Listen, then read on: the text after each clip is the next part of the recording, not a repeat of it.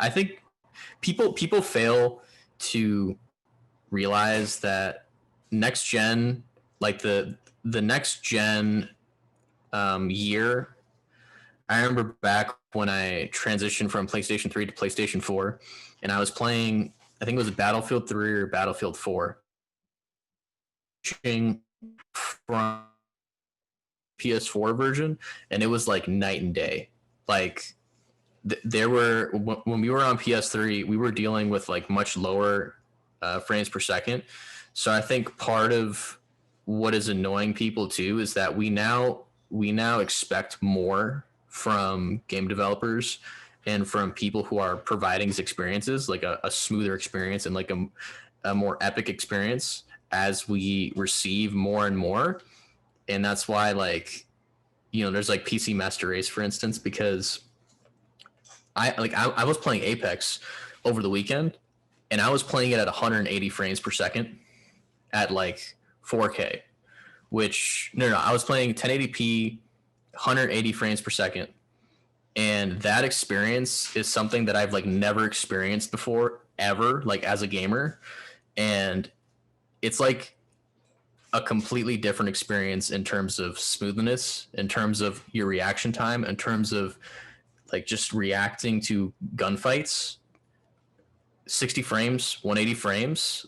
Like I play probably 30 frames per second on PS4 Pro or like 60. But the difference is like you die or you wreck everybody. Like you clearly have an advantage when you have more frames per second.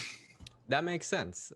And I think that's going to cause issues as well with multiplayer games, right? If there's a cross platform, for example, where with Warzone, let's say, or Fortnite, where you are getting the new consoles into those multiplayer games, how is that advancement in technology and like frames per second, for example, how is that going to um, just elevate those players with the better consoles, right? Like, is that just gonna make the other players that don't have the financial means to get those new consoles just obsolete? Like, you just can't compete with them.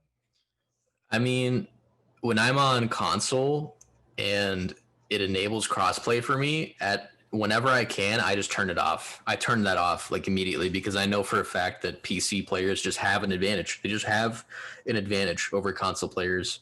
Mm-hmm. And I feel like it's unfair to a certain point, but I think it's more important to have crossplay to where like every gamer can play with each other across all platforms because it saves games, like especially if it's like a PlayStation exclusive or something like that. If it stops being an exclusive and it goes crossplay, it just increases the longevity of that game. I think people are going to have different experiences. Like I would never play The Witcher on the Switch. I would never play Outer Worlds on the Switch. I have someone that I know who like doesn't care. Like he'll play it on Switch, and I'm just like, God, like that's just not. That's like not the experience. Like that's you just like you miss out on a lot. I feel like in the world and in like the details and stuff. And yeah, it's when you it's just the transition. It's the transition. It's new technology, and it's going to take time for people to be able to experience that. But yeah, and I guess the point of view that I would see it from, like I see where you're coming from, because you definitely enjoy and you appreciate everything that the developers do in order to make video games look and feel the way they do, right at the top level, that they're meant to be played at and interacted with. But the other perspective is if they want to, or if me as a player, as a video game player, like I want to experience the game, but I just don't have the financial means. I feel like with video games specifically, like there's so many different consoles, there's so many different ways that you can set up your computers, but at the end of the day there's different tiers, there's different levels to to the technology, right? To the graphic cards that you have and the TVs that you have, and so from that point of view, it's just like I would love to see everything at the highest level, but if all I have is a Switch, then I still would want to enjoy the experience of the video game and the story, even if I can't see it at that resolution that you think it's the best. You know what I mean? I think the solution actually is Stadia, is like Nvidia GeForce, is like if Steam, I want Steam to get into that game because they they knock it out when it comes to PC gaming, like the deals and stuff. Uh, I think that's where it's moving. I think the industry is going to go to a point where you don't really necessarily need a console. Yeah. You can just stream it, and it's steady and fine. Right. Yeah, and you can do that from again any thing that you have, right? Either a TV or your iPad or your phone. And then there's still levels to that, obviously. Yeah, and at that point, I mean, you're kind of locked into what the refresh rate of your monitor is. That's the thing that's interesting. Like when you buy into PC gaming, you're buying into an ecosystem. You're not just like buying the actual PC.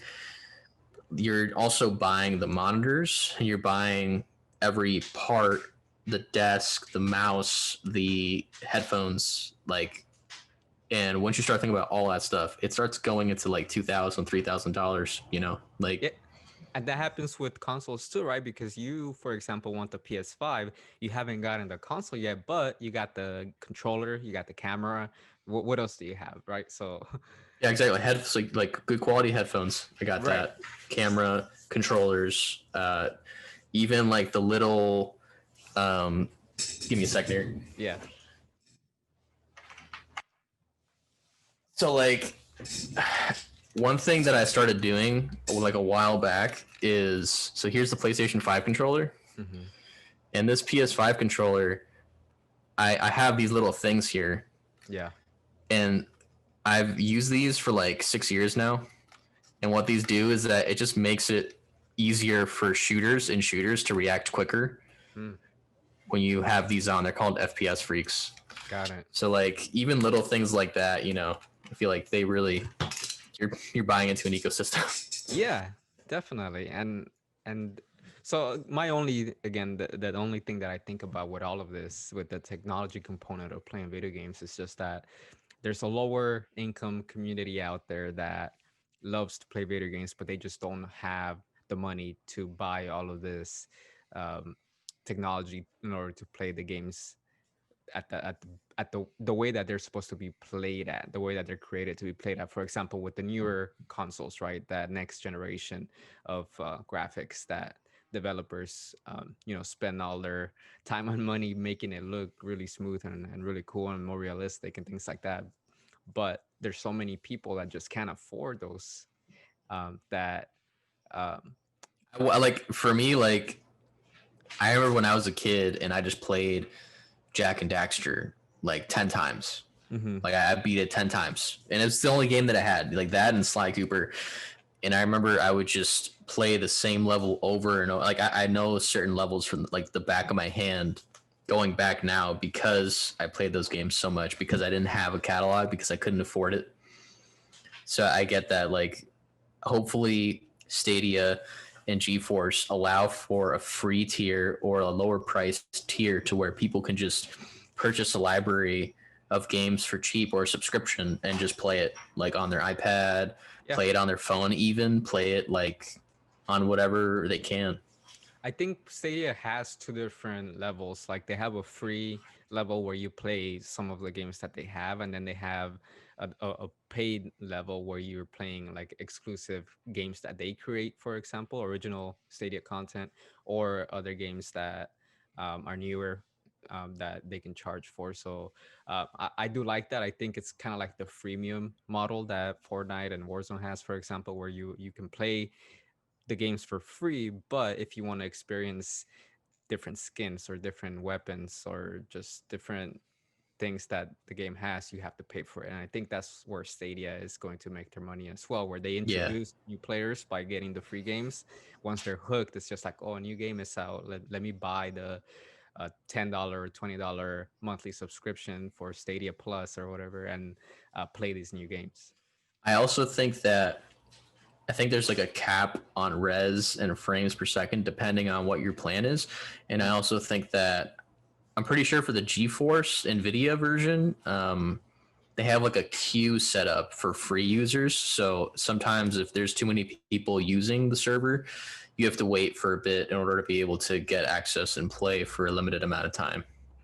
That makes sense. It's kind of like how your internet on your phone. Yeah, you can have a plan where you have unlimited data, or you can have a plan where you have 20 gigs of data, but then after that, it slows down a little bit, right?